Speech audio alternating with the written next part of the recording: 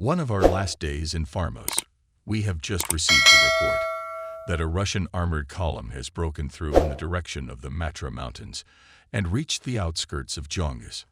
Our units, who have been outflanked, are anxious to recover the situation and close the gap. The weather has deteriorated and is becoming an additional test for us because the whole terrain is heavily hilly and the cloud cover lies very low. We leave Budapest to the right and soon see the Matra Mountains ahead, and the Jongas even further ahead. To the south, fires are burning. Obviously, something is going on there. I can see tanks coming down the road, and clearly not German tanks. As I turn in their direction to get a general idea of the enemy forces, I am met by heavy anti-aircraft fire. We are circling at low altitude over the head of the tank column. Ahead of the T-34s and IS comes a new type of tank that I have never seen before, but it is not an American machine either. I destroy this tank first and then switch to the others. Soon 5 tanks are on fire, but I'm out of ammunition. The anti-tank link did a good job, and for Ivan the day started badly. We regroup and move home. On the way we are intercepted by late-appearing Soviet Yak-9 fighters, but they do us no harm. We are already behind our positions, and it is only 10 minutes of flying time to the base when it suddenly occurs to me. What words will I use to describe the first tank hit in my report? Will I get a clear enough picture from which I can identify the type of this tank? It is very important that our general staff knows what types of tanks appear on certain parts of the front. Such information indicates what new weapons began to be produced or came from other countries. I must know what model this tank was. So I order the commander of the 3rd Squadron to lead the planes home, and I turn round and fly back. I turn down the throttle a little and at a height of 3 to 4 meters fly around several times the mysterious steel monster, examining it from the closest distance. To the side of it stands an IS, which in all probability came up from somewhere in the tail of the column to find out what's going on. The strange tank is still on fire. As I fly round it one last time, I see several Ivans climbing up the turret of the IS to the 13 mm anti-aircraft machine gun mounted there. As if on cue, they raise their heads. I see smoke coming out of the muzzle of their machine gun and realize that they have opened fire on me. I am at a distance of 50, at most 60 meters from them. It is difficult for them to hit me because the circles I describe have too small a radius, unless they are experienced shooters who have been specially trained to shoot at such targets. I am still reasoning along these lines when 2 hits fall on my aircraft, and I feel a searing pain in my left thigh.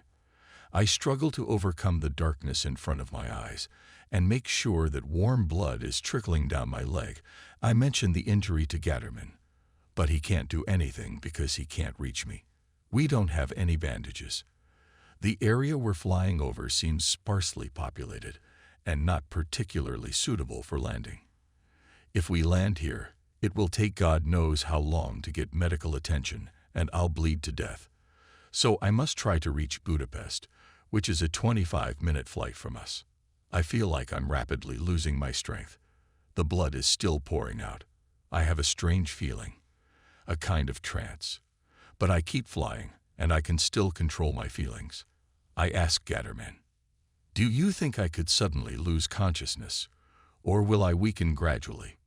You'll never make it to Budapest, in all probability, but you won't suddenly lose consciousness." He says the last words in addition, in a cursed voice, probably to avoid upsetting me. Then I'll fly onwards and try my luck. Maximum throttle. Minutes of anxious tension. I will not give up. I want. Here comes the airfield with the fighters. Budapest. Release the flaps. Throttle down. I'm landing. That's it. I'm going to the operating table in a private hospital. The nurses are crowded around me, looking at me with curiosity. Behind the surgeon, Professor Fick, stands Gaterman, shaking his head. He tells me later that when I was under anesthesia, I said a few things that in all probability failed to delight the nurses. What can be done in such a situation? Professor Fick explains that I was hit by 2 bullets from a 13 mm machine gun, One, which he has already extracted, entered at an angle into my thigh, and the other went through and through. He tells me that I have lost a lot of blood, and as soon as he puts a plaster cast on me, I will be sent to a sanatorium on Lake Balaton so that I can recover faster and let my wounds heal in peace and quiet. Meanwhile, Fridolin has arrived and scolds me for getting into all this because of my curiosity, but although he doesn't tell me directly, he is glad that nothing worse has happened. He reports that we are to relocate to the Stulwessenberg area, and that we will be standing by at Borgund. They secure my stretcher in a sanitary storage and take me to Havis on Lake Balaton, where I am to be treated at Dr. Peter's sanatorium. I have already asked Professor Fick how long my recovery will take, and when I will be able to walk at least, let alone fly. He gives an evasive answer, presumably because Gatterman has already told him about my impatient nature. I insist that Dr. Peter remove my bandages immediately and tell me how long he expects me to stay here. He at first refuses to remove the bandages, but then, after much argument, he examines the wound and says, "If there are no complications, you can stay here for 6 weeks." Up until this point, I hadn't been particularly concerned about the wound, but now I feel like I'm losing everything again, doomed to inaction at a time when every man is needed. I'm furious. This is the situation. My leg is in a cast, and I can hardly move around. But of one thing I am firmly convinced. It won't last long. No matter how beneficial the medical care and rest will be to me, I won't be able to rest truly until I get back to the regiment and start flying with it. Fridolin comes down from Borgund every day and visits me with a briefcase full of papers to sign. He keeps me in touch with the regiment's martial affairs, all its anxieties and needs. Between Farmos and our present aerodrome, the regiment has been temporarily stationed, only for a few days, at the aerodrome at Vesik, a suburb of Budapest. It is bad November weather, and despite the critical situation, we make only a few combat sorties. On the 8th day, he visits me again and brings me the news that the Soviets are attacking Budapest with large forces and have already captured a bridgehead on this side of the Danube. Worse still, their new offensive from the south towards Balaton threatens to drive a wedge between our positions. He's not at all surprised when I tell him that I've had enough of lying in bed and am going to get up and return to the regiment with him. But he doesn't finish that sentence. He knows of my stubbornness. Nurse hears Fridolin packing my things and can't believe her eyes when she peeks through the door to see what's going on. When Dr. Peter, who has been warned by her, appears, he catches me already ready to leave.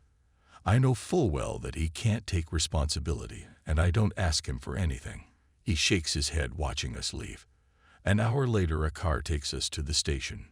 We stand in the village for the time the regiment is stationed at Farmos. The people are very friendly towards us, which is to be expected. They hope that we can stop the Russians and liberate the already occupied part of their country. My orderly Dahlman has already prepared for my arrival and heated a room in a small cottage, no doubt believing it will be needed as a hospital ward. A few days pass, and the weather improves. I have been flying since day one, having reinforced the leg in the cast with extra straps. Moving around is difficult, but somehow manages. In mid-December, due to heavy rain and wet snow, our flying field becomes more and more like a swamp, and we return to Warpaloda. This airfield is situated on dry high ground, and we can take off at any time. My 3rd Squadron has finally been re-equipped with Focke-Wulf 190 fighters, and bearing in mind the current situation, I would not like to give them any special time for retraining. So 1 or 2 pilots are attached to the regimental headquarters in turn, and between combat sorties I introduce them to the new type of aircraft and teach them how to handle it. Each of them makes a few circles, the number of which depends on his flying skill, and then I take them with me as wingmen on combat sorties. After 15 or 20 sorties, their familiarization with the new aircraft is considered complete, and it is the turn of the other crews. As a result, the 3rd Squadron is capable of flying combat sorties without interruption. During their first combat sorties, the crews have to learn the hardest lessons because the anti-aircraft defenses are strong everywhere, and besides, they are still a bit afraid to fly the new type of aircraft, especially because they do not have a gunner to back them up against enemy attacks from behind. During his first combat sortie, Lieutenant Stahler's FV-190 takes a hit in the engine and goes down immediately. He manages to make an emergency landing behind our trenches. That day everything goes wrong. Only I am about to take off with Lieutenant M, who is also undergoing training on a new machine, when a large group of IL-2s, together with a fighter escort, fly past the airfield at an altitude of 600 meters. It is a cold December day, and it takes me some time to warm up the engine so that it runs normally. But in the meantime, the Ivans, of course, disappear over the horizon. It then comes to my attention that during some really cold days, the mechanics have used a warming device that allows us to take off immediately without first warming up the engines. This device depends on specially prepared fuel to work. I make a sign to M to refuel immediately and take off after me. The bomb load for the planned departure is still under the belly of our aeroplanes. I do not want to remove the bombs as we have yet to complete our mission.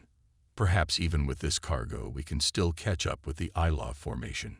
M pilots a slow plane and lags behind. I am gradually approaching the Iron Gustavs, who cross the front line when I am still a few hundred meters away from them. But I am stubborn and I intend to attack them, even if alone. With my FV-190, I am not afraid of the Russian pilots in their La-5s and Yak-9s. Suddenly there is a rumble in the engine. Oil is gushing out of it, so that I can't see anything anymore. The oil has splashed all the cockpit windows, and they are losing transparency. At first I think that the engine has been hit by an anti-aircraft shell or a burst from a Russian fighter, but then I realize that the engine piston is jammed. The engine pulls badly and makes a terrible rumbling noise. It could stop at any moment. In the second instant, I instinctively lower the nose down and head towards our positions. I should be right above them now. It is impossible to eject with a parachute, if I don't even consider the low altitude, because my leg is in a tire. The plane won't be able to go higher even a meter. I drop the lantern to be able to look round and back. I am flying at a height of 50 meters. The terrain below is unsuitable for a forced landing. Besides, I am concerned to get as close to the airfield as possible, and after landing, without wasting time, to return to my unit. A church steeple is passing me very close. It is good that it was not exactly in my way. Straight ahead, I see a road embankment crossing my course at an angle. At any second, I can expect the engine to stop. I can only hope that the aircraft will pass over the embankment. I pull the handle towards me and wait. Will the car make it over that embankment or not? It did. I'm touching the ground. With a crunch and scrape, the aircraft skids on the frozen ground, parallel to the wide ditch, and stops. It's my leg that worries me most, but it seems to be all right. I look round the quiet, peaceful winter landscape, only the distant booming of guns reminding me that there is still a war going on, even though Christmas is on the doorstep. I unbuckle my harness, cast a glance at the smoking engine, and sit down on the fuselage. A car with 2 soldiers is coming down the road. They look at me carefully first, wanting to make sure I'm not Russian, since those are more likely to fall behind our front line than we are behind theirs. The soldiers throw the boards over the ditch and carry me to the car. An hour later I am back at the aerodrome and preparing for another sortie. We are quartered in barracks a few kilometers from the airfield, in the suburb of Oder. The next day, between sorties, as I lie in bed to get some rest, I hear the roar of aircraft engines. They are not German planes. Looking out the open window, I notice a formation of Russian Boston bombers flying at an altitude of 400 meters. They are coming straight at us. The bombs began to fall with a screech. I instantly find myself on the floor. Even with a healthy leg, I could not move faster. A heavy bomb explodes 15 meters in front of the window and blows my BMW to pieces. Dolman, who at that moment comes through the door to warn me of the raid, finds the window frame around his neck. He succumbs to shock, but is uninjured. At present, thanks to our air support, there is a lull in the Balaton area. But eastwards the Soviets have bypassed Budapest and reached the Grand River north of the Danube. South of Budapest, they tear from their bridgehead and, cooperating with units moving from south to northwest, go on the offensive. They are advancing along the eastern slopes of the Vizsla Mountains, north of Stolvisenberg, and Budapest is thus surrounded. We are making combat sorties in that area and further east. We are trying to hit their communications deep behind the lines in the Hadwin area where Soviet goods trains run. During these rapidly unfolding events, we become experts at everything. We play the role of dive bombers, attack planes, fighters, and reconnaissance planes. The battle to lift the siege of Budapest is in full swing. We are standing at Kemamid in the Popat area. We flight personnel have just arrived from the airfield at Varpaloda, and before we start to get settled, Fridolin pops his head up and asks, "Did you guys know that Christmas is only 2 days away?" He's right. It is according to the calendar. Takeoff.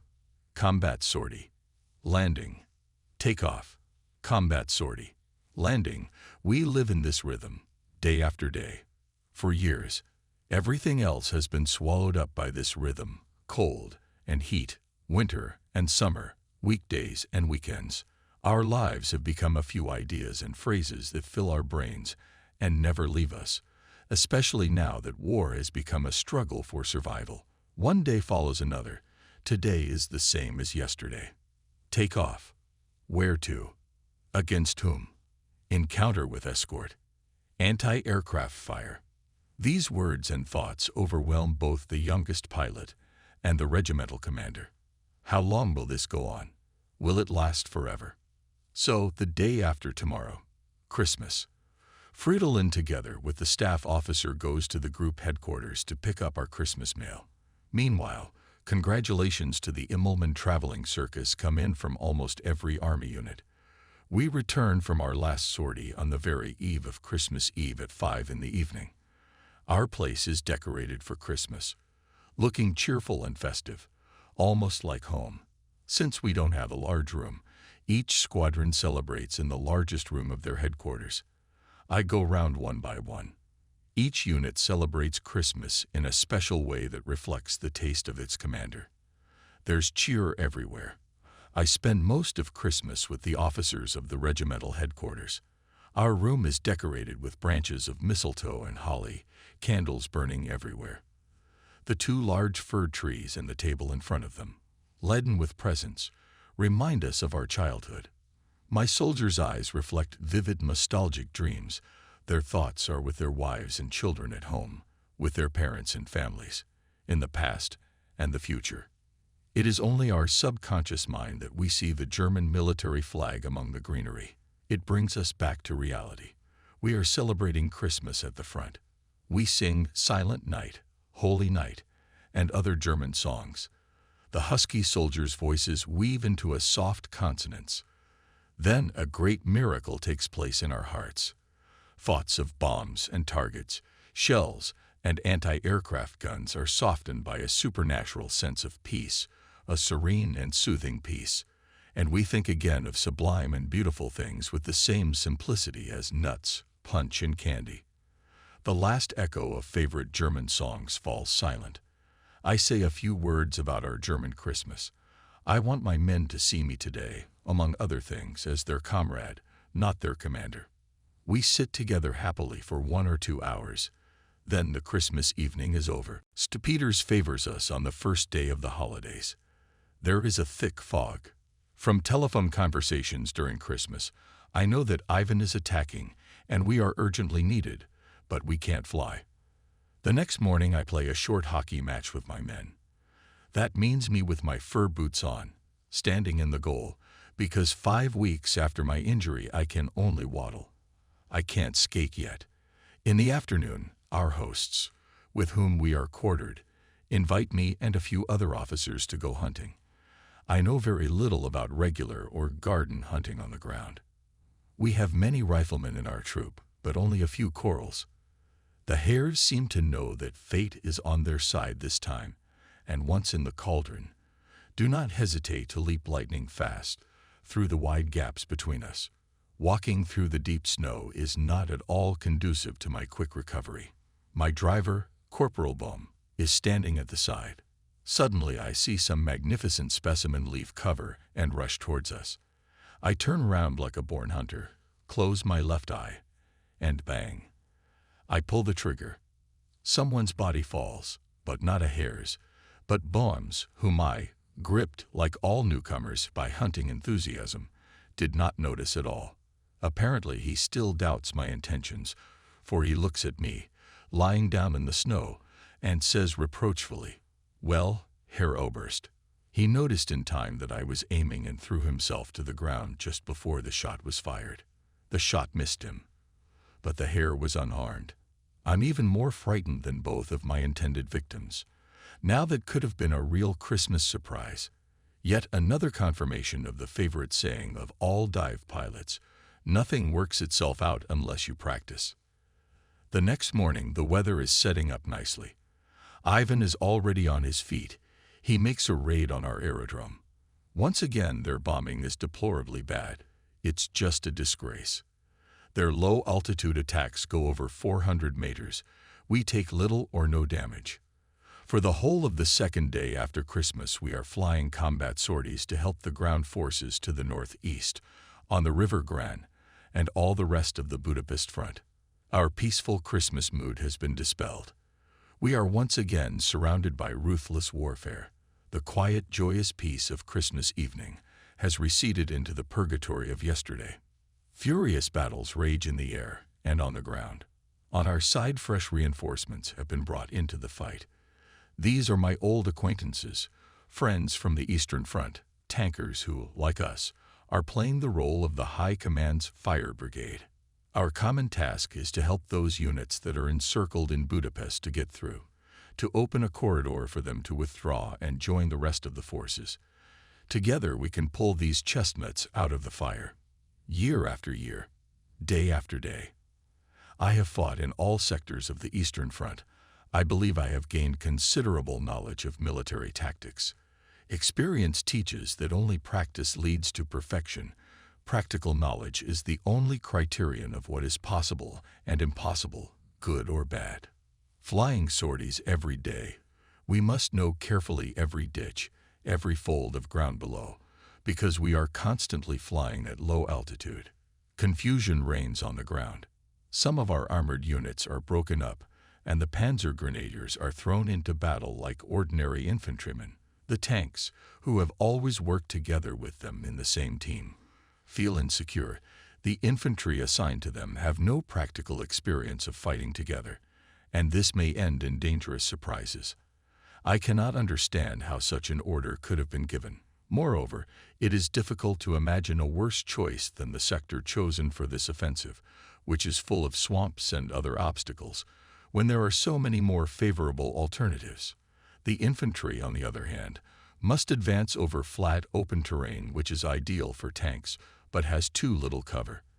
The enemy takes full advantage, and so our infantry confronts the Soviet steel monsters, left without tank support. Why these wasted losses? The perpetrators must be brought to justice. Who gave these orders? We sit together in the evening and ponder these questions. Asterisk, asterisk, asterisk. On the 30th of December, I receive a radiogram that I must come to Berlin immediately and report to the Reichsmarschall. I am boiling with anger, because it seems to me that my presence is indispensable during these difficult operations. I leave for Berlin the same day, follow through Vienna, and am determined to return to my comrades in 2 or 3 days. Orders are orders. The only luggage I take with me is a large dispatch bag with a change of linen and toiletries. In view of the gravity of the situation, I reject the possibility of staying in Berlin for long. On the way, I have the uneasy feeling that I am being summoned for some unpleasant reason.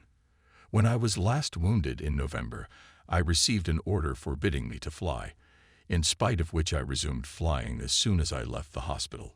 Up to the present day, no one has brought it up, and I have gradually begun to interpret this silence as acquiescence. But now, as I suppose, the matter has come up again, and I am being called on the carpet. I fly to Berlin with great reluctance, knowing that I will never obey this order. I cannot simply gaze merrily around, advise or give orders at a time when my country is in danger, especially when my vast experience gives me an advantage over those who have not received sufficient training. Success is the fruit of experience and is commensurate with it.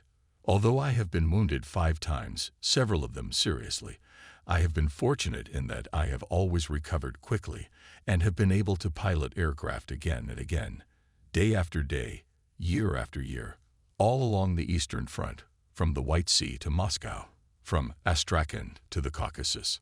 I know the Russian front inside and out.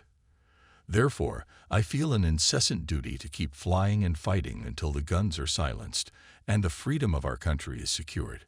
I can do this because I am physically healthy and trained by sports, my good form being one of the most valuable sources of my strength. After a short stop at friends in Vienna, I land in Berlin and immediately report by telephone to Carinal. I would prefer to go there immediately so that I can fly back without wasting time. To my embarrassment, I am ordered to stay at Fürstenhof and apply to the Luftwaffe Ministry for a pass for the Reichsmarshal's special train which is traveling west. My journey will be longer than I expected. My summons seems to have nothing to do with imposing a punishment. The next evening we head west from Grunewald Station. This means that I will meet the new year on this train. I strive not to think of my unit. As soon as I start thinking about them, everything goes black in front of my eyes. What will 1945 bring us? We arrive in the Frankfurt area early on the morning of 1 January. I hear the roar of planes and peer into the gray pre-dawn haze. An armada of fighter planes flying at low altitude passes close to the carriage. My first thought is, the Americans. It's been forever since I've seen so many of our planes in the sky at the same time. But it's just unbelievable. They all have German swastikas on them, and they are single fighter planes, Me-109s or FV-190s. They're heading west. I'll have to find out about their mission later. Here the train stops. It seems to me that we are somewhere near Nauheim-Friedberg. A car is already waiting for me. And after passing through the forest, we arrive at a building that resembles an ancient castle. Here I am greeted by the Reichsmarshal's aide-de-camp. He tells me that Göring has not yet arrived, and I will have to wait for him. He doesn't know why I've been summoned. I have no choice but to click my heels and stay here at the Luftwaffe's western headquarters. I'm going for a 2-hour walk. What marvelous air there is in this hilly and forested area. I fill my lungs with it with pleasure. Why was I called here? I'm due back in 3 hours, when the Reichsmarschall is expected to arrive. I hope he won't keep me waiting long and will receive me. But when I return, he's not here yet. Beside me has arrived a general, my old comrade still on training flights on Stukas in the area of Graz. He tells me about today's operation, for the planning and execution of which he is primarily responsible. There are constant reports of large-scale attacks on airfields in Belgium and northern France. The aircraft you saw this morning were taking part in a low-altitude attack on Allied airbases. We hope to be able to destroy so many aircraft there that enemy air superiority over the area of our halted Ardennes offensive will be neutralized. I tell the general that such a thing would have been impossible on the Eastern Front because the distance to be flown over enemy territory was too great, and flying at low altitude would mean huge losses from very strong air defenses. Could it have been different in the West? It seems unlikely. If the Americans succeed in such attacks over Germany, it is only because our aerodromes are insufficiently defended for the simple reason that we cannot spare enough men and military equipment for this purpose. He tells me that today all formations had maps with mapped routes of approach to enemy aerodromes. In the East, we have long since not developed practical actions based on theory and do exactly the opposite. The commander of an air unit receives only the most general task, and how he will fulfill it is entirely his business, because he is fully responsible for it. Now the war in the air has become so diverse that no one can no longer rely on theories. Only commanders have the necessary experience, and at a critical moment they are more likely to make the right decision. It is very good that in the East we realized this in time. Otherwise, it is quite clear that none of us would have been able to fly anymore. To the enemy, 500 aeroplanes on the ground more or less is not so important as long as the crews remain alive. It would be far better to use these fighters, which have been piling up for raids for so long, over our own front and clear the airspace there. If we could eliminate for the time being the nightmare of huge Allied air superiority, we could give our comrades on the ground a good chance to feel the wind in their sails again. Any movement of troops and supplies behind the front lines could take place unimpeded. Any enemy aircraft that we might have destroyed would have been in most cases a genuine loss, because along with the aircraft their crews would have perished. All these thoughts crossed my mind. A few hours later, the final results of the operation confirmed my fears. 500 enemy aircraft were destroyed on the ground, did not return 220 of our aircraft with their crews. Among the dead, veterans, commanders of compounds, old men, who are already few. All this saddens me. Today the operation will be reported to the Reichsmarschall and Supreme Commander-in-Chief as a great victory. What is this? Deliberate misrepresentation or inflated personal ambition? The adjutant comes in and says to me, "Oberst von Belov just called. He'd like you to come in for a cup of coffee." But can't I report to the Reichsmarschall personally? The Reichsmarschall hasn't arrived yet. Why don't you visit von Belov yet? I ponder for a while whether I need to change my clothes, but decide not to, in order to save my last shirt for the conversation with the Reichsmarschall.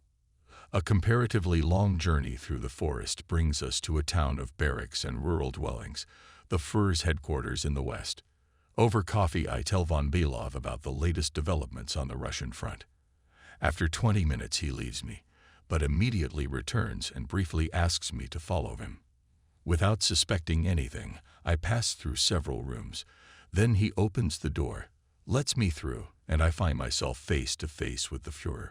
All I can think about is that I didn't put on a clean shirt. Nothing else comes to mind. I recognize the other people standing around him. The Reichsmarschall, who is beaming with pleasure, which happens very rarely, Admiral Dönitz, Field Marshal Keidel, Chief of the General Staff Lieutenant General Jodl, and a number of other famous military men, including generals from the Eastern Front. They all surround a huge-sized table with a map showing the situation on the fronts. They are looking at me, and these looks make me nervous. The Führer notices my embarrassment and addresses me in complete silence. He gives me his hand and extols my latest operation. He says that in recognition of my bravery, he is awarding me the highest award for bravery, the Golden Oak Leaves with swords and diamonds to the Knight's Cross of the Iron Cross, and conferring on me the rank of Oberst. I listen to his words in amazement, but when he speaks with emphasis, "Enough flying. Your life must be preserved for the good of German youth and your expertise," I am instantly alarmed. This means that I will have to stay on the ground. Farewell, my fighting comrades. My Führer, I cannot accept this award and promotion if I am no longer allowed to fly with my unit. My right hand is still in his hand. He is still gazing into my eyes. With his left hand, he hands me the black, corduroy-clad case containing my new award. The many lamps in the room make the diamonds sparkle with all the colors of the rainbow. He looks at me with sadness. Then his expression changes, and he says, "Okay, keep flying," and smiles. At that moment, a warm wave of joy covers my heart, and I am happy. Later, von Belov tells me that he and the generals almost had a stroke when I put my terms. He assures me that the lightning that slipped across the face of the Führer not always turns into a smile. Everyone congratulates me, the Commander-in-Chief of the Luftwaffe. With particular cordiality, he pinches my hand hard just out of pleasure. Admiral Dönitz's congratulations are more moderate as he adds somewhat irritably, "I regard your request to continue flying," addressed to the Führer, as not in keeping with the duty of a soldier. I have many good submarine captains, but sooner or later they all had to obey orders. Good thing he's not my commander-in-chief. The Führer leads me to a table with maps, and tells me that the meeting has just discussed the situation in the Budapest area. I just came from there, right? He lists the reasons reported to him for the not entirely satisfactory progress of the operation, which has not yet resulted in a corridor for communication with the besieged city. I infer that weather, transport, and other difficulties were cited as explanations, but not once was there any mention of the mistakes we had witnessed ourselves while in the air, the separation of armored divisions, and the choice of unsuitable terrain for attacking tanks and infantry. I report my opinion based on my long experience of the war on the Eastern Front and on the fact that during this operation I flew in this sector for 8 hours every day, mostly at low altitude. Everyone listens to me in silence. After a short pause, the Führer makes a remark, circling the circle of his advisors with his eyes. You see how I have been missiled, and who knows for how long. He does not reproach anyone personally, although he knows the true circumstances, but it is obvious that he resents the deception. Pointing across the map, he expresses his desire to regroup our forces for a fresh attempt to lift the siege of Budapest. He asks me where, from my point of view, the terrain is most favorable to an attack by armored units. I give my opinion. Later this operation is completed successfully. The strike group approached the defensive lines of the defenders of Budapest, and those were able to break out of the city. When the meeting ends, the Führer leads me into his private office, furnished with great taste and utilitarian simplicity. I wish my comrades could have been here and lived with me all these hours, for I am here only because of their achievements. The Führer offers me a drink, and we talk about many things. He asks me about my wife, my son, my parents, and my sisters. After asking me in great detail about my personal affairs, he begins to talk about his ideas relating to rearmament.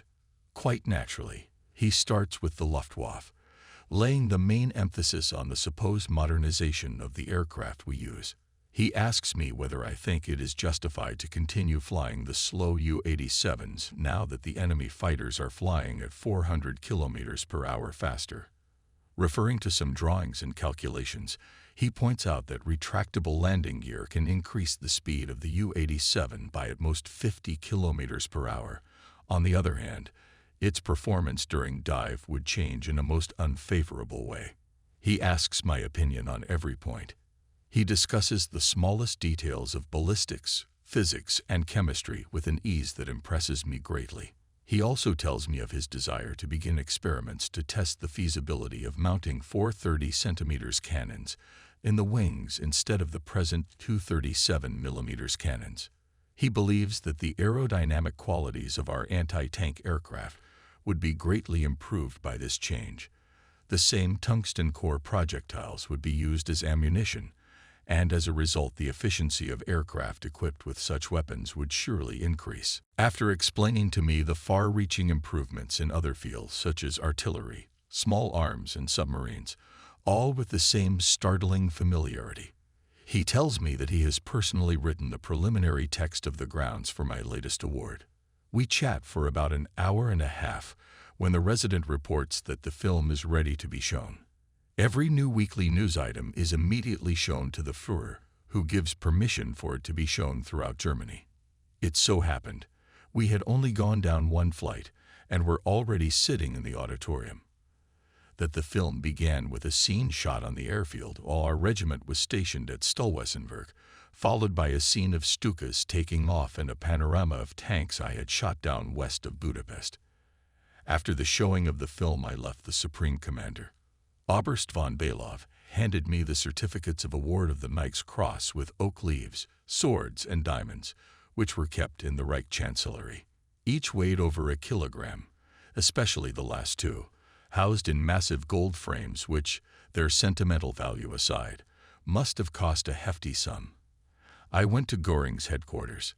The Reichsmarschall expressed his pleasure, which was the greater because recent events had made his position very difficult. The enemy's superiority in the air had increased all our troubles and hampered our plans, but how could it be done away with? He is immensely cheerful and proud that at this moment one of his men has inspired the Führer to create a new German award for bravery.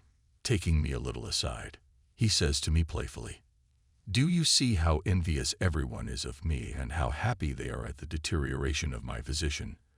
At the meeting, the Führer said that he was creating a new and unique award for you because your achievements were incomparable, while representatives of the other branches of the army objected that the recipient of the award was a Luftwaffe soldier whose shortcomings were the cause of so many problems.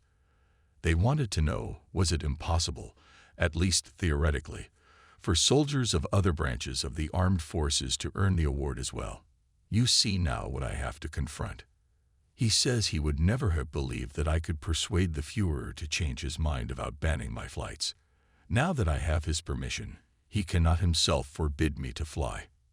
He is asking me, as he has done many times before, to accept the post of commander of the entire frontline aviation.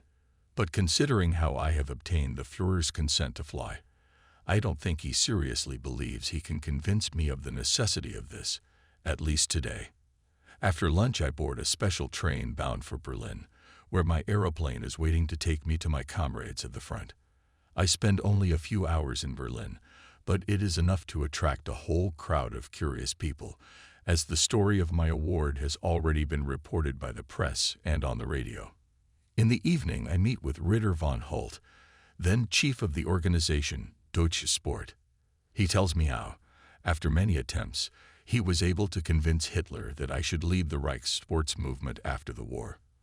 When my war memoirs are written and I hand over my present post to my successor, I will be offered this appointment. On my way to the front, I fly into Görlitz to meet my family, then take to the air again and set course for Budapest on the same day that reports of the situation on that section of the front become particularly grim. During my landing, the regiment is assembled so that the deputy squadron commander can congratulate me on behalf of the whole unit on my new award and rank. We then take to the air again and make a combat sortie to the Budapest area. If the Russian anti-aircraft gunners only knew how much gold and diamonds were flying over their heads, says one ground staff mechanic with a grin, you can bet they'd shoot a lot better and put more effort into it. Asterisk, asterisk, asterisk. A few days later, I receive a message from the Hungarian leader Selassie, who invites me to his headquarters south of Sopron. I am accompanied by General Federer, commander of the Hungarian Air Force, and Fridolin. In gratitude for our operations against Bolshevism in Hungary, he awards me the Hungarian highest military honor, the Medal of Bravery. So far, only 7 Hungarians have been awarded it. I am the 8th recipient and the only foreigner. I'm not too interested in the estate, the rights to which come with the award. I shall only have to take possession of it after the war, and no doubt it will become a resting place for all the pilots of my regiment. In the middle of January, we receive alarming reports that the Soviets have launched an offensive from the Baranow bridgehead and have penetrated deep into Silesia. Silesia is my home. I request the immediate transfer of the regiment to this section of the front. No definite orders are received until 15 January. Finally, I receive an order to move the entire regiment, except for the 1st Squadron, to the Udetfeld airfield in Upper Silesia. We are short of transport aircraft and carry the first shift of mechanics and gunners in our Ju-87s to be ready to fly as soon as we are relocated. On the way, we refuel at Olmütz, as we are flying over Vienna. The anti-tank commander says over the radio telephone, "I'll have to land. The engine's failing." I am very unhappy about this, not so much because of the near-true suspicion that the malfunction is due to the fact that his fiancée lives in Vienna, but because my operations officer, Lieutenant Weisbach, is flying with him. This means that Weisbach will be absent when we land at our new aerodrome, and I myself will have to sit on the damned phone. We are approaching our destination over the familiar, snow-covered slopes of the Sutenland. Who would have ever thought that I would one day be flying combat sorties over this area? When we were over the vast expanse of Russia, 1,700 kilometers from home, and when we had to retreat for the first time, we jokingly said, "If this continues, we will soon be based in Krakow." We had treated that city as a typical supply base with all the amenities associated with a city of that size and with a certain appeal, at least for a few days. Now our joke has become a reality, even worse. Krakow has been captured by the Russians and is now far behind the front lines. We land at Udefeld. I learned very little from the commander of the air division stationed here. The situation is difficult. Communications with most of our forward units have been cut. I am told that Russian tanks are already 40 kilometers east of Czestochowa, but nothing is certain yet. This is almost always the case when things get out of hand. The tank fire brigades in this sector, the 16th and 17th Armored Divisions, are cut off at the moment, desperately fighting for their lives and unable to come to the aid of other divisions. As it appears that the Russians have launched a large-scale offensive, they have penetrated the defenses of the 16th and 17th Armored Divisions during the night, and accordingly our air attacks must be conducted with great caution. For the fact that some unit is deep in the Russian positions is no guarantee that it is the enemy. They may well turn out to be our units trying to fight their way back. I therefore order all pilots to make sure before attacking, flying at low altitude, that the troops they are attacking are in fact Soviet. On the flight back from Hungary, we had fully loaded ammunition, but there is still no sign of our refueling vehicles. I glance at the fuel gauge. We only have fuel left for one short sortie. 20 minutes after landing at Udefeld, we set off on our first combat sortie in the area. Czestochowa shows up in the distance. I survey the roads heading east on which, according to reports, Russian tanks are moving. We're flying at low altitude over the city. But what's going on up there? There's a tank moving down the main street, followed by a second and a third. They look like T-34s, but they can't be. They're probably tanks from the 16th and 17th Armored Divisions. I make another circle. There's no mistaking it. It's undoubtedly a T-34 with infantry seated on top of the armor. Ivans, these can't be the captured tanks we sometimes use from them, because in that case their crews would fire rocket launchers into the air or stretch swastika flags on their hulls. My last doubts dissipate when I see the infantry opening fire on us. I give the order to attack. We shouldn't drop bombs on the city. There's always the chance that there will be civilians down below who were taken by surprise and unable to evacuate the city. High-voltage transmission wires, tall houses with antennas, and other obstacles make it extremely difficult for anti-tank aircraft to attack from low altitude. Some of the T-34s are circling the city blocks, so it's easy to lose sight of them while diving. I shoot 3 tanks in the city center. These tanks had to come from somewhere. We fly east, along the railway and the motorway. Just a few kilometers outside the city, the next group of tanks rolls ahead of a column of trucks with infantry, ammunition, and anti-aircraft guns. Here, on the open ground, we feel in our element and give the tanks an unpleasant surprise. Dusk falls and we return to base. 8 tanks are on fire. We are out of ammunition. We never took our task lightly, but we may have been inclined to treat tank hunting as a form of sport. Now, however, I feel that the whole thing has ceased to be a game. If I ever saw another tank after I ran out of ammunition, I would ram it with my aeroplane. I am seized with rage at the thought of this steppe horde rolling through the heart of Europe. Will anyone be able to rid Europe of them again? Today they have powerful allies supplying them with materials and have opened a second front. Will poetic justice one day bring terrible retribution? We fly from dawn to dusk regardless of casualties, disregarding the enemy and bad weather. We are on a crusade. We keep silent between missions, and in the evenings, everyone does his duty with clenched teeth, ready to give his life if necessary. Officers and soldiers realize that the life-affirming flow unites them in a spirit of camaraderie, regardless of rank and class. And so it has always been with us. On one of these days, the Reich Marshal summons me urgently to Carenel. I'm absolutely forbidden to fly. It's an order from the Führer. I'm going crazy with excitement. To miss a whole day of flying and come to Berlin to find out about this situation. It's unbearable. I just won't do it. At this point, I feel that I am only responsible to myself. I call Berlin between flights with the intention of asking the Reichsmarshal to grant me a postponement until this crisis is over. Hoping for a concession from the Führer, I must be allowed to continue flying. I cannot just look on from the sidelines. The Reichsmarschall is not in attendance. I'm trying to contact the Chief of the General Staff. They're all in a meeting with the Führer and can't be reached. The matter is very urgent. I intend to pull all the levers before deliberately disobeying orders. As a last resort, I call the Führer. The telephonist at the Führer's headquarters does not understand me and probably concludes that I want to connect with this or that general. When I repeat that I want to speak to the Führer personally, he asks me, "Your rank?" "Corporal," I reply. Someone on the other end of the line laughs, realizing the joke, and connects me. Oberst von Below picks up the phone. "I know what you want, but I beg you not to anger the Führer. Didn't the Reichsmarschall say anything to you?" I reply that that's why I'm calling and describe the gravity of the current situation. But it doesn't work. He advises me to personally come to Berlin and talk to the Reichsmarschall. He believes that there is a new assignment for me. I'm so furious that I can't speak and hang up the phone. There is a sepulchral silence in the room. Everyone knows that when I'm furious, it's best to give me time to cool down in silence. Asterisk, asterisk, asterisk. Tomorrow, we have to fly to Kleinike. I know the area well.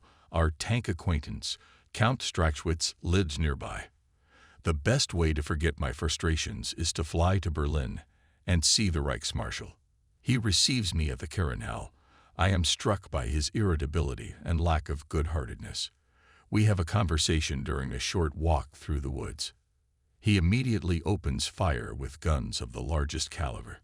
"I spoke to the Führer about you last week, and this is what he said. When Rudel was here, I didn't have the heart to tell him that he should stop flying. I just couldn't tell him that.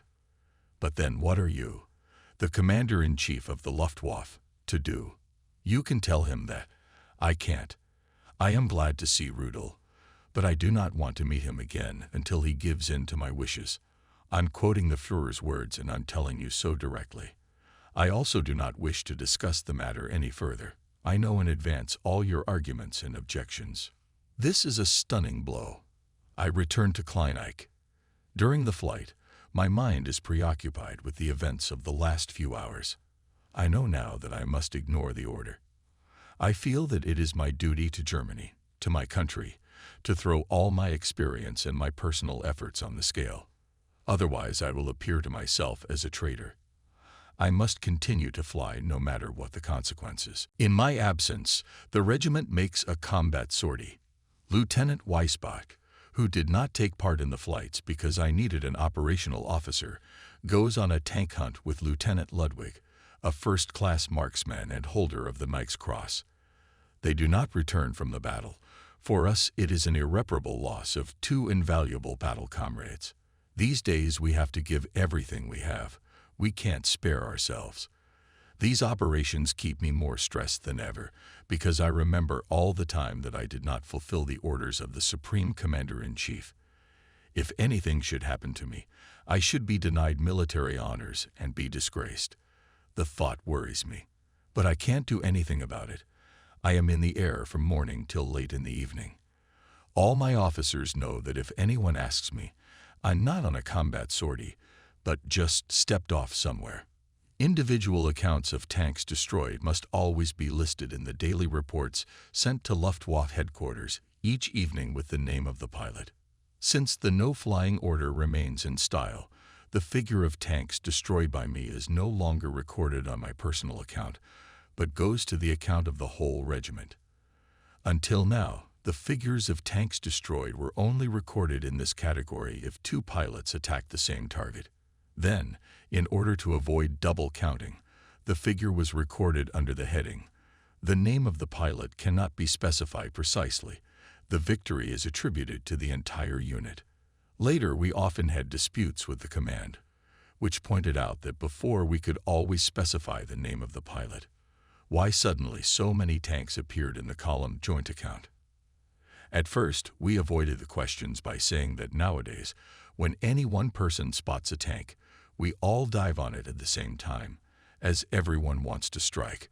One day during my sortie, a spy in the person of a Luftwaffe officer shows up to investigate and pulls everything out of my operations officer, promising that he won't tell anyone anything. In addition, one general catches me by surprise immediately after the flight at the airfield at Grodka, to which we have just relocated. He doesn't believe my assurances that it was only a short test flight, but that, he says, doesn't matter because he didn't see anything. Nevertheless, I soon discover that the truth has reached the high command. One day, shortly after the general's visit, I am mentioned in a military communiqué as having destroyed 11 tanks, and at the same time I am summoned by telephone to Chisinau. I fly there and meet a very cold reception. The first words of the Reichsmarschall: "The Führer knows that you continue to fly." I believe he learnt about it from yesterday's communiqué. He has asked me to warn you to stop flying immediately and permanently. You must not force him to resort to disciplinary action for disobeying an order. Moreover, he has no idea that this is the behavior of a man who has been awarded Germany's highest award for bravery. I suppose I may not add my own comments. I listen to him in silence. After briefly questioning me about the situation in Silesia, he lets me go and I return to the unit the same day. It is clear to me that I must keep flying if I am to maintain my composure during such a difficult time for my country. I must keep flying. Asterisk, asterisk, asterisk. We are hunting for tanks in the industrial area of Upper Silesia, where it is easier for the enemy to camouflage and harder for us to spot. Our attacking U-87s swirl between the chimneys of the industrial towns of Upper Silesia. In Kiefernstadt, we meet our artillery, which we have not seen before, and help them to eliminate the numerically superior forces of the Soviets and their T-34s. Gradually, a new front is created on the Oder. To create a new front out of literally nothing.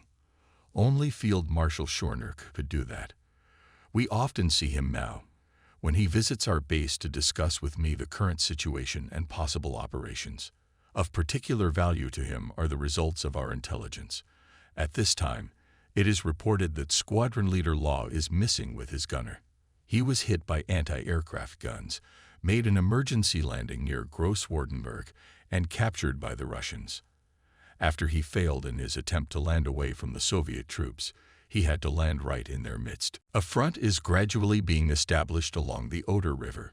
I receive orders by telephone to immediately relocate the regiment to the airfield Markisch Friedland in Pomerania, and the 2nd Squadron to Frankfurt.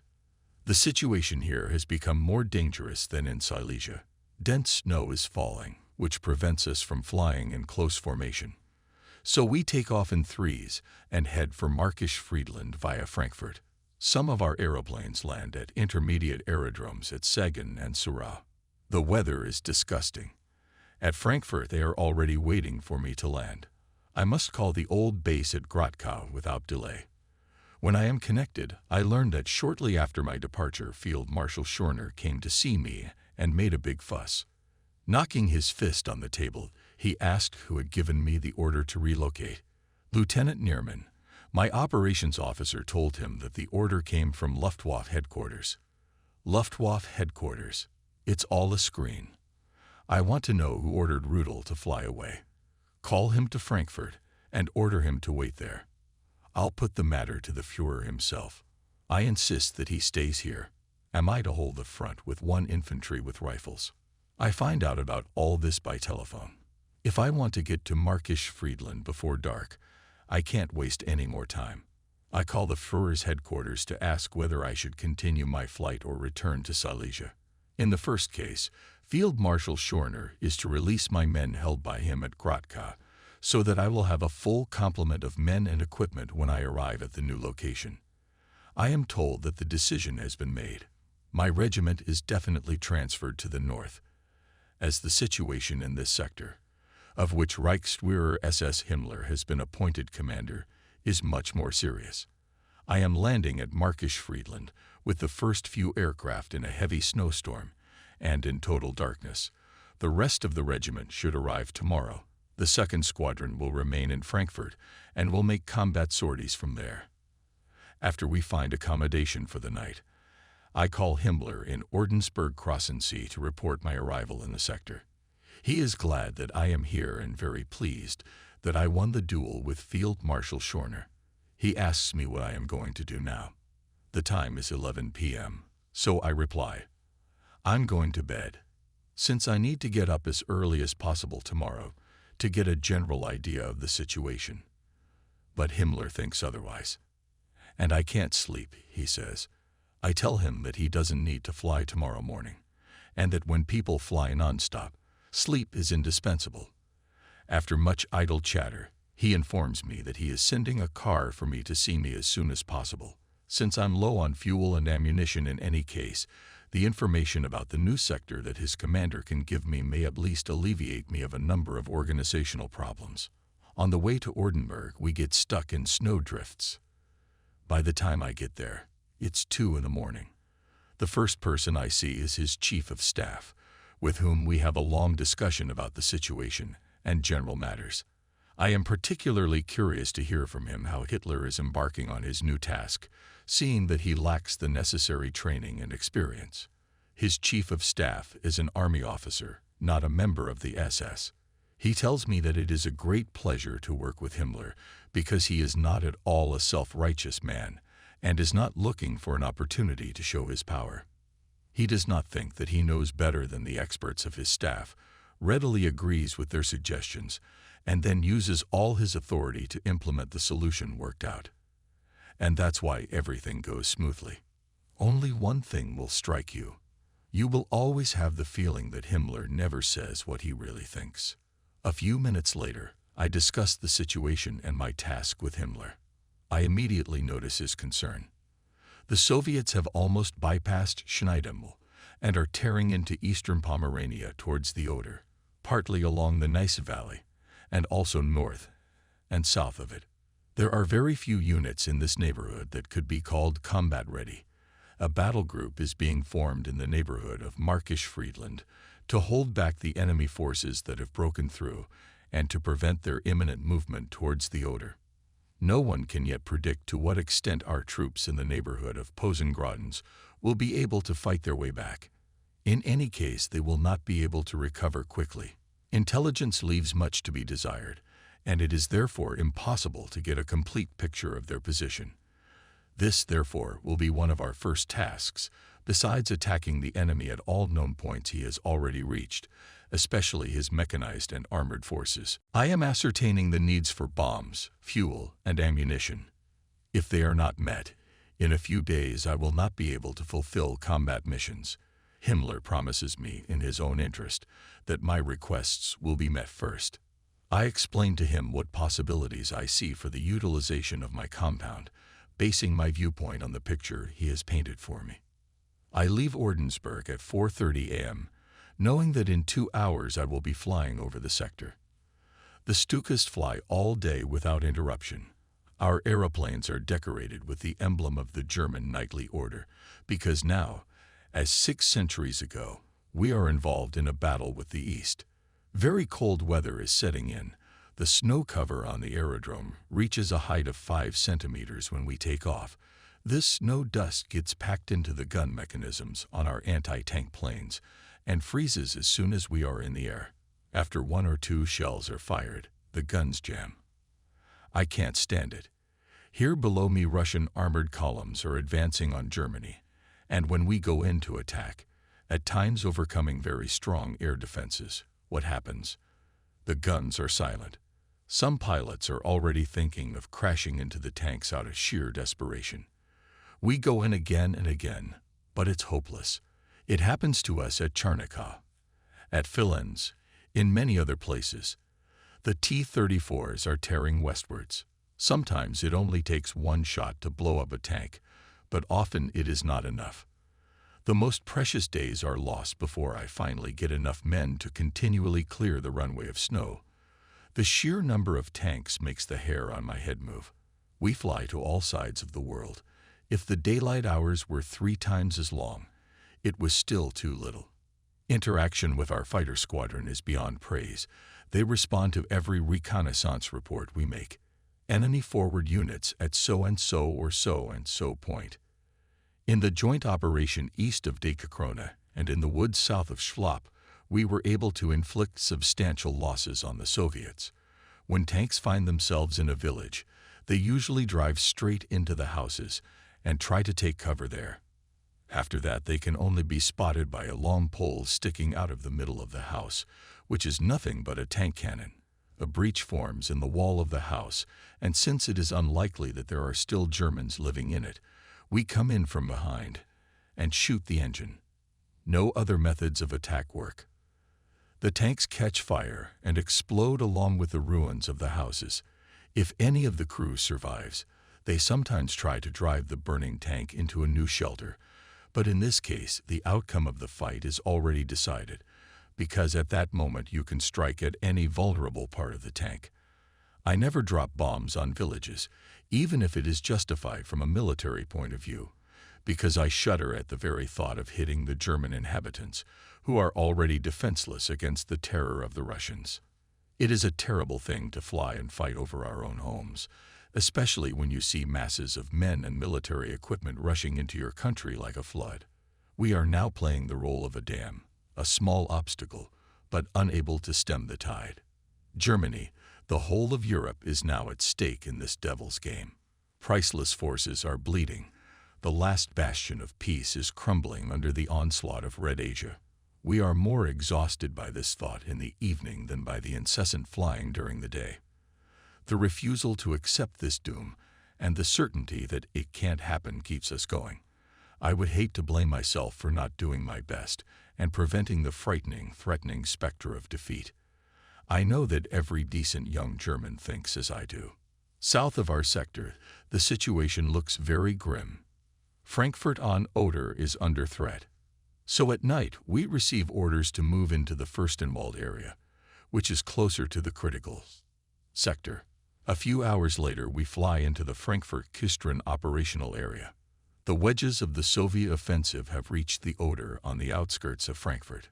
Further north, Küstrin is surrounded, and the enemy, wasting no time, seizes a bridgehead at Goritz-Rietwein on the west bank of the frozen river. One day, like the Prussian cavalry general Zieten 300 years ago, we take part in a battle east of Frankfurt, the scene of a historic battle. Here, a small German force is surrounded by Soviet tanks. We attack them, and those tanks that didn't catch fire are trying to get away across open ground. We go in to attack them again and again. Our comrades on the ground jump for joy, throw their rifles and helmets into the air, and without caring for cover pursue the retreating Russians. Our fire puts every last tank out of action. A joyous mood reigns among all who witnessed our success. After all the tanks have been destroyed or captured, I prepare a container and write a congratulatory message to our comrades on behalf of the regiment and on my own behalf. I circle at a very low altitude and drop the container with the note and a bar of chocolate right at their feet. The sight of their happy, grateful faces strengthens us in anticipation of difficult operations and inspires us to renew our persistent efforts to ease the struggles of our comrades in arms. *****. Unfortunately, the first days of February are very cold. The Oder has frozen over in many places so badly that the Russians can wade across the river. They often put planks on the ice, and I see lorries driving over them. The ice does not seem to me to be strong enough to support the weight of the tanks.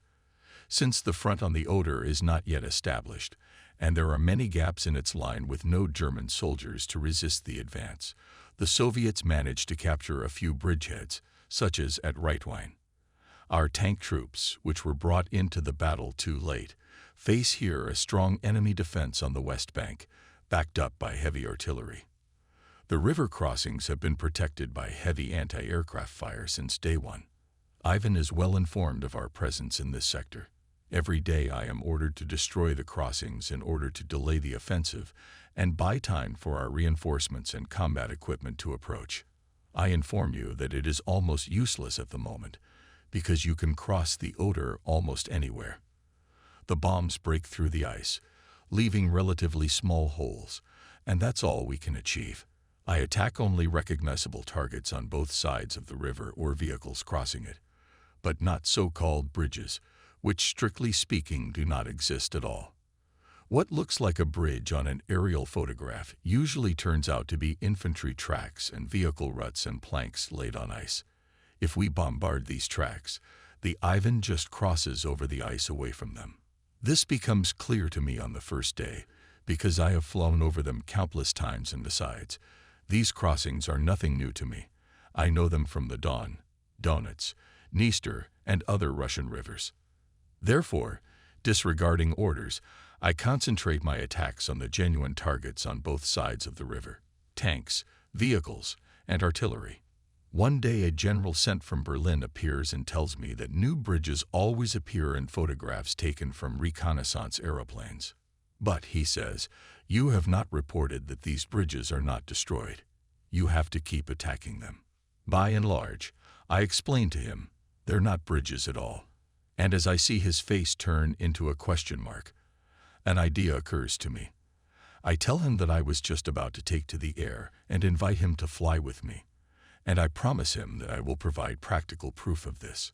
He hesitates for a moment. Then, seeing the curious looks of my young officers, who have heard my proposal with some glee, he agrees. I give the unit orders to attack the bridgehead, and myself approach the target at extremely low altitude and fly from Schwedt to Frankfurt am Oder. In some places we encounter respectable anti-aircraft fire, and the general soon recognizes that these bridges are in fact tracks. He has seen enough. After landing, he is very pleased that he was able to see for himself and makes a report accordingly. We are relieved of our daily duty to attack these bridges. One evening, Reichsminister Speer brings me a new assignment from the Führer. I am to draw up a plan for its fulfillment. He tells me briefly, the Führer is planning attacks on the hydroelectric dams supplying power to the war industry in the Urals. He expects that the production of enemy armaments, and especially tanks, will be halted for a year. This year will give us a chance to take advantage of the respite. You are to organize this operation, but on no account should you fly yourself. The Führer has repeated this several times.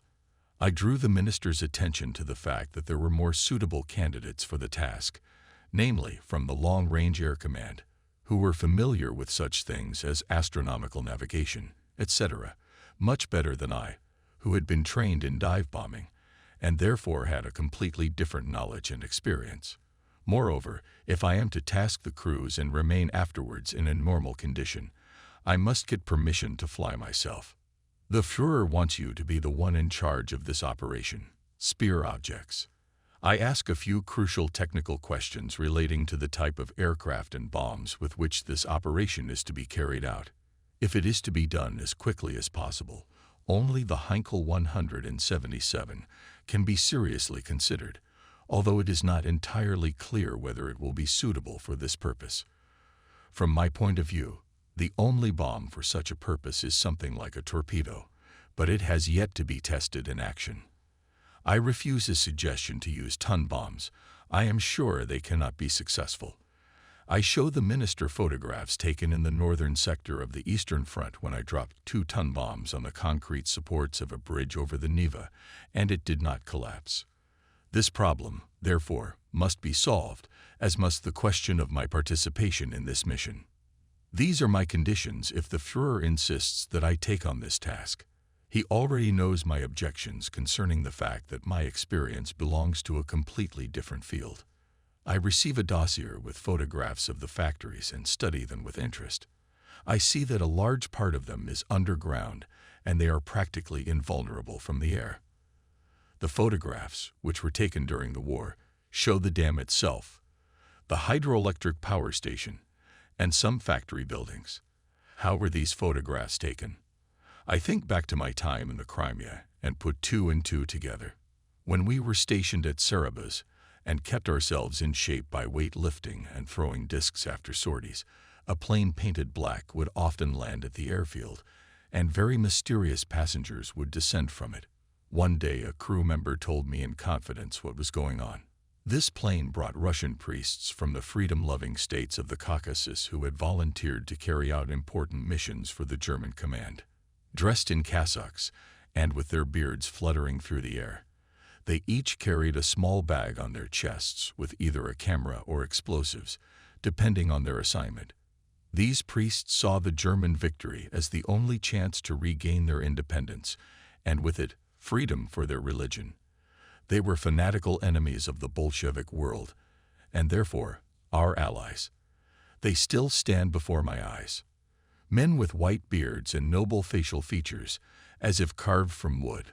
From the depths of Russia they delivered photographs, traveled for months and returned after completing their assignment. If one of them disappeared, he most likely gave his life for freedom, or as a result of a failed parachute jump, caught while on assignment or on his way back behind the front lines. I was impressed by my interlocutor's account of how these holy men jumped into the night without hesitation, strengthened by faith in their great mission. At that time, we were fighting in the Caucasus, and they were dropped by parachute over mountain valleys where their relatives lived, with the help of whom they intended to organize resistance and commit acts of sabotage. All this came to my mind as I pondered where the photographs of these factories had come from. After a few general remarks on the general course of the war, in which Speer expressed his complete confidence in the Führer, he left early in the morning, promising to send me new details concerning the Ural plans. But it never came to that, because the events of 9 February made my participation in this operation impossible. Thus, the task of working out the plan was entrusted to someone else. But then, in the fever of events at the end of the war, this plan lost its practical significance.